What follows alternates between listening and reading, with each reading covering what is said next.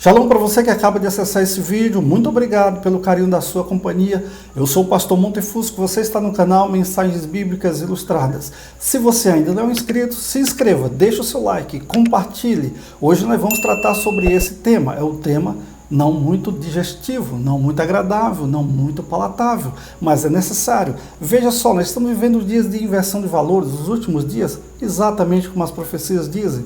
Por quê? Porque esse tema é exaltado por aqueles que zombam de Deus. Olha só que contraditório, mas ao mesmo tempo negligenciado por aqueles que adoram a Deus e que deveriam pregar sobre esse tema sem temor. Por quê? Porque é uma advertência séria para que o pecador se arrependa, aceite Jesus Cristo, para que não venha cair nesse terrível juízo de Deus que há de vir sobre a humanidade. Então vamos ao estudo, que Deus te abençoe ricamente e que seja muito útil para a sua vida e também para o seu evangelismo. Agora, como eu falei para você, esse é um tema que o incrédulo zomba dessa dura realidade, acha que é brincadeira. Se tem mais poder de grana, a religião fica um pouco de lado. Quanto mais rico, mais descrente. Me desculpe, mas eu vejo desse lado. Eu não queria acreditar era na morte, rapaz. Esse aqui é o grande problema. Mas me tirar daqui pra me levar pra onde? Pra ficar no céu com duas asinhas, com uma arpinha na mão. Não vai ficar bem em mim, cara. Nesse caso eu prefiro até descer. Também não acredito que o inferno seja tão ruim assim, não. O inferninho é legal. Não é nem tão... É um foguinho, tá? É um calor, né?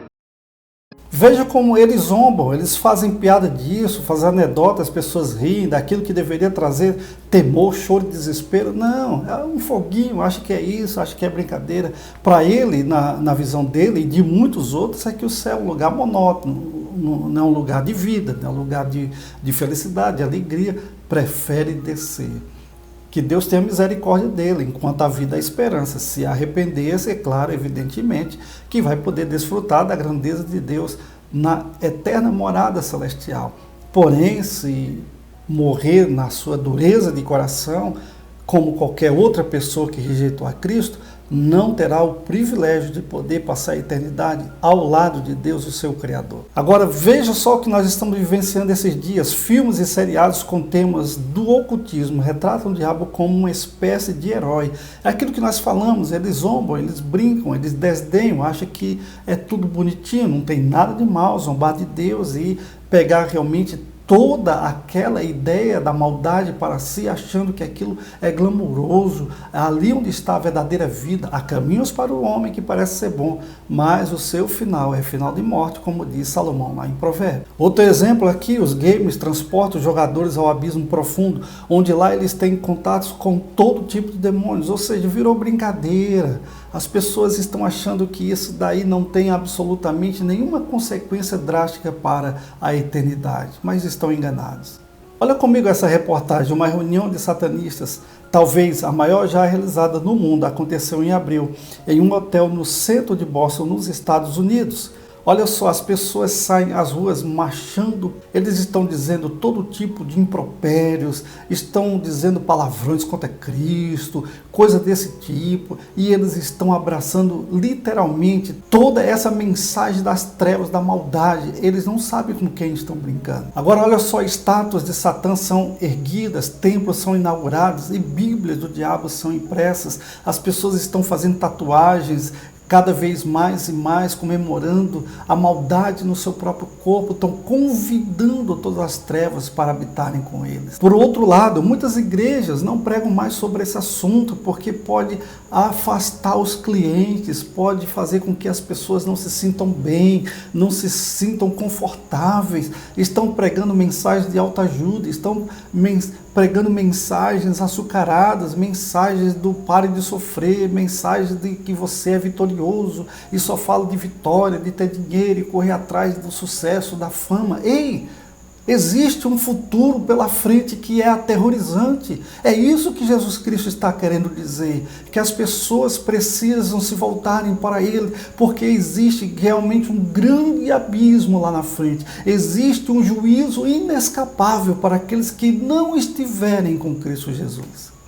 Tem 4 perguntas que precisamos responder à luz das Sagradas Escrituras. Quais são elas? Primeira, existe realmente o inferno ou é apenas invenção do homem? Ou é apenas algo que a religião criou para amedrontar as pessoas, para atraírem clientes para si? Não estamos falando disso. Jesus está fazendo uma advertência seríssima, é o que nós vamos ver. Segundo, como ele é. Terceiro, quem vai para lá? E quarto, como escapar? Será que é possível escaparmos de tal condenação? Por que então nós vamos falar sobre esse tema? Porque Jesus Cristo nos mandou pregar o Evangelho todo. Ensinem todas as coisas que vos tenho ordenado, e eis que estarei com vocês até a consumação do século. Eu não posso usar a Bíblia à la carte, para que elas se sintam confortáveis. Não, a Bíblia, ela ao mesmo tempo que conforta, ela também deixa um desconforto. O desconforto para que a gente comece a atentar que o pecado é sério. C.S. Lewis, ele diz: não há nenhuma doutrina que eu removeria de mais bom grado do cristianismo do que esta, se eu tivesse o poder. Mas essa doutrina tem o pleno apoio das Escrituras e, sobretudo, das próprias palavras do Senhor Jesus. É o que nós vamos ver. Então vamos à primeira pergunta: existe realmente o inferno? Vamos ver, esse assunto é tão sério que encontramos várias advertências nas Sagradas Escrituras. Há mais de 162 referências no Novo Testamento que advertem sobre o inferno. E mais de 70 dessas referências foram ditas por Jesus Cristo. Tem gente aí dizendo que é falta de amor. Será que Cristo não tinha amor por essas pessoas? Será que Cristo, quando fazia menção ao inferno, ele estava querendo assustar as pessoas ou que estava querendo adverti-las de que há um juízo sério que é inescapável para aqueles que não estiverem no caminho certo da verdade, da luz? Que é ele, Jesus Cristo, não é outro. Olha só como exemplo aí algumas passagens. Eu não vou esgotar todas as passagens, não temos espaço nem tempo para isso, mas do Antigo ao Novo Testamento há advertências. No Antigo Testamento bem menos, é verdade, mas no Novo Testamento, por meio das palavras do próprio Jesus Cristo, muitas advertências foram nos dadas ali nas páginas do Novo Testamento para dizer sim, existe realmente um juízo para aqueles que não crerem. Em Marcos capítulo 9, 47 e 48, o próprio Jesus Cristo vai dizer: se um dos seus olhos faz com que você peque, arranque-o, pois é melhor você entrar no reino de Deus com um olho só do que ter os dois e ser jogado no inferno. Ali os vermes que devoram não morrem e o fogo nunca se apaga. Então, para aqueles pregadores falsos que estão dizendo que o inferno não existe e que não vai haver uma punição eterna, que a alma será extinguida e então não haverá nenhum sofrimento posterior ao julgamento, se engana. Olha só o que está dito aí, o próprio Jesus Cristo diz: os vermes que devoram não morrem. Ora, se esse corpo fosse extinguido, por que os vermes continuariam vivos? E se o fogo nunca se apaga, se o juízo já foi completado e a pessoa já foi exterminada, para que esse fogo eterno então? Assim como o amor de Deus é eterno, a justiça de Deus também é eterno, tudo o que Deus faz é eterno. Agora em Mateus 13, da mesma forma que o joio é separado e queimado no fogo, assim será no fim dos tempos. O Filho do Homem enviará seus anjos, e eles removerão do reino tudo que produz pecado, e todos que praticam mal, e os lançarão na fornalha ardente, onde haverá choro e ranger de dentes eternamente. Agora nós podemos perguntar, e ao mesmo tempo estamos respondendo aqui, por que o inferno existe? Para mostrar a justiça de Deus, esse é um dos pontos. O inferno é a justa consequência do pecado e da rebelião contra Deus, as pessoas que se levantaram contra ele. Tanto os anjos como os homens que se voltaram contra o seu Criador, eles terão que ser apanhados pela justiça de Deus, senão Deus não será justo se ele não fizer uma punição do pecado. E também o inferno vai nos mostrar sobre a santidade de Deus. Deus é santo e puro, e o pecado é uma ofensa direta contra essa santidade. O livre-arbítrio e a responsabilidade do homem também são exaltados, são ressaltados aqui através da existência do inferno. Os seres humanos têm livre-arbítrio para escolher entre aceitar ou rejeitar a Deus. Olha, ao mesmo tempo em que Deus está dizendo que há uma condenação, Deus também está dizendo que há uma salvação. Se Deus está dizendo que há uma punição, Deus está dizendo que há uma redenção.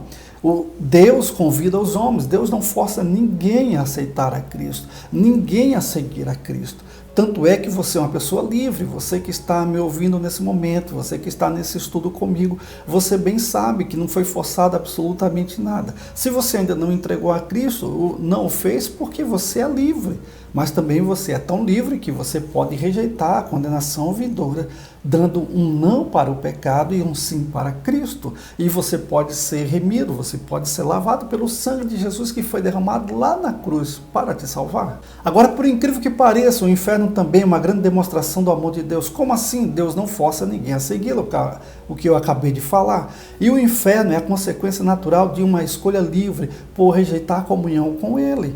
É isso mesmo, ninguém vai ter desculpa, dizer assim, não, nunca me deram uma chance, do contrário. Sim, a chance foi dada, todos conhecem a história de Cristo, todos conhecem a trajetória de Cristo, o sofrimento de Cristo, a crucificação dele, e todos já ouviram falar da ressurreição dele. Então as pessoas estão aceitando ou estão rejeitando pela sua liberdade que tem. Então isso é prova de amor, porque se Deus nos obrigasse a segui-lo a Ele, nós não teríamos essa livre escolha, nós não teríamos livre-arbítrio, não, mas o que Deus propõe para a gente é uma escolha livre para que Ele receba a honra e a glória. E também o inferno fala de uma punição eterna. O inferno é visto como um lugar de punição eterna para Satanás e seus anjos e os seres humanos que escolhem o pecado e rejeitam a Deus. Veja, a Bíblia diz que o inferno foi criado para o diabo e seus anjos, mas também para lá irão todos aqueles que se esquecem de Deus, que rejeitam a Deus. É porque as pessoas escolheram não servir a Deus que estão indo para esse lugar. Há uma necessidade moral também que o inferno existisse. O inferno é um reflexo da necessidade de justiça no universo moral, que no fim o mal seja tratado e a justiça prevaleça. Vai haver um ponto final para todo tipo de pecado, todo tipo de maldade, para todo tipo de ruindade do coração do homem. Jesus Cristo convida para o arrependimento e para a salvação e para a vida eterna. Vinde a mim todos vocês que estão cansados, sobrecarregados e oprimidos, e eu vos aliviarei. Essa é a grande promessa para aqueles que são convidados, aceitam esse convite e se entregam a Cristo Jesus. Em Mateus 23:33, como escapareis da condenação do inferno? Jesus Cristo está dizendo para aqueles que têm um coração duro, que o estavam perseguindo, rejeitando, e estavam mentindo contra ele, blasfemando contra ele, e estavam duvidando do poder de Deus na vida dele. Então Jesus disse, como vocês poderão escapar do inferno? Agora, como é o inferno? Será que esse lugar de festa é um lugar onde há gracejos, as pessoas rindo, as pessoas fazendo pouco caso de Deus? Não, olha só o quadro que Deus coloca diante de nós. O inferno é um fogo eterno, fogo não é nada agradável. Quem já se queimou sabe o que é. Castigo eterno, trevas, pranto e ranger de dentes, lugar de tormento. Não é lugar de festa, não é lugar de oba-oba, não é lugar que as pessoas estão aí se deleitando com o pecado continuamente. Não. É um lugar de sofrimento eterno. Agora a grande pergunta é, quem vai para o inferno? Olha o que a Bíblia diz, então dirá também aos que estiverem à sua esquerda, apartai-vos de mim, malditos, para o fogo eterno, preparado para o diabo e seus anjos. Veja, os malditos, quem são os malditos? Isso daí é o oposto dos bem-aventurados. Bem-aventurados os pobres de espírito, porque deles é o reino dos céus. Bem-aventurados os limpos de coração, porque verão a Deus. Bem-aventurados os mansos, porque herdarão a terra. Bem-aventurados os que têm fome e sede de justiça, porque serão saciados. Bem-aventurados os pacificadores, porque serão chamados de filhos de Deus. Esses são os bem-aventurados, aqueles que seguem os princípios, os ensinamentos de Cristo. Mas malditos são todos aqueles que rejeitaram a graça de Deus. Em Salmo 9,17 diz, os ímpios irão para o inferno. Sim, todas as nações que se esquecem de Deus, que rejeitaram a Deus, que não quiseram nada com Deus. Dos que não conhecem a Deus e dos que não obedecem ao Evangelho do nosso Senhor Jesus Cristo, os quais sofrerão como castigo a perdição eterna, banidos da face do Senhor e da glória do seu poder. Veja o que é o inferno, a ausência de Deus, o que é o céu, a presença contínua de Deus. É Deus estando conosco, é Deus habitando conosco, nós podemos ter a absoluta certeza que nós vamos desfrutar da presença do nosso Criador Todo-Poderoso. E a vida eterna é esta, disse Jesus, que conheçam a Ti como único Deus verdadeiro, e a o Teu Filho, Jesus Cristo, a quem enviaste. Veja, o único Deus verdadeiro. Todos os outros deuses apresentados pelas falsas religiões são um grande engano para que as pessoas sejam afastadas do seu Criador. Mas aqui é dito que esses sofrerão um castigo, uma punição eterna, porque rejeitaram a face de Deus. E Apocalipse 21, versículo 8 diz: mas quanto aos covardes, aos incrédulos, aos abomináveis, aos homicidas, aos adúlteros, aos feiticeiros, aos idólatras e a todos os mentirosos, a sua parte será o lago que arde com fogo e enxofre, que é a segunda morte. Toda essa lista pode ser resumida em uma única coisa: rejeição a Deus. Aqueles que têm incredulidade no seu coração, que rejeitam a mensagem do arrependimento. Sim, eles se enquadram em todos esses adjetivos aí. São covardes, incrédulos, abomináveis e etc. e tal. Por isso eles serão banidos da presença de Deus, porque Deus Santo, Ele não permite que um pecador entre na sua presença, a não ser se purificado através do sacrifício do seu Filho Jesus. Em Apocalipse 20:15 diz: e todo aquele que não foi achado inscrito no livro da vida foi lançado no lago de fogo. Veja só, quando um pecador se arrepende, que se volta para Jesus Cristo e o confessa como único e suficiente Salvador, ele imediatamente tem o seu nome escrito no livro da vida. E por isso ele está seguro que o Senhor Deus o segurará até o dia do grande encontro, para estarmos com Ele para todo sempre. Vejamos que eles eram grandes nomes da história na hora de suas mortes. Nós estamos falando de pessoas que eram pessoas ateias. São ateus que zombaram de Deus, que fizeram pouco caso da palavra, que perseguiram o povo de Deus, que desdenharam dos céus, da criação de Deus, que duvidaram da sua bondade, da sua misericórdia, da sua grandeza e, acima de tudo, da sua justiça. Então essas pessoas, ao darem o seu último suspiro, deixaram um recado bem importante para a humanidade. Preste atenção. O primeiro é Voltaire. O famoso zombador teve um terrível fim. Sua enfermeira disse: por todo o dinheiro da Europa, não quero mais ver um incrédulo morrer. Durante toda a noite ele gritou por perdão. David Hume, seu desespero foi uma cena terrível. Ele gritou: estou nas chamas. Napoleão escreveu seu médico particular: o imperador morre solitário e abandonado. Sua luta de morte é terrível. Tyler também, ele disse: sofro os tormentos dos perdidos. Hobbes, filósofo inglês: estou diante de um terrível salto nas trevas. God, mais luz. Olha que terrível morte. Está em plena escuridão, em plena trevas, a ponto de gritar: mais luz. Nietzsche: se realmente existe um Deus vivo, sou o mais miserável dos homens. Lenin morreu em confusão mental. Ele pediu perdão dos seus pecados a mesas e cadeiras. Eu espero que essas frases ditas por esses homens que zombaram de Deus sirva como advertência para você, caso você ainda não tenha feito uma entrega ao Senhor Jesus Cristo. Agora, como escapar do inferno? Veja o que o Senhor Jesus Cristo diz: eu lhes dou a vida eterna, e elas jamais perecerão. Ninguém as poderá arrancar da minha mão.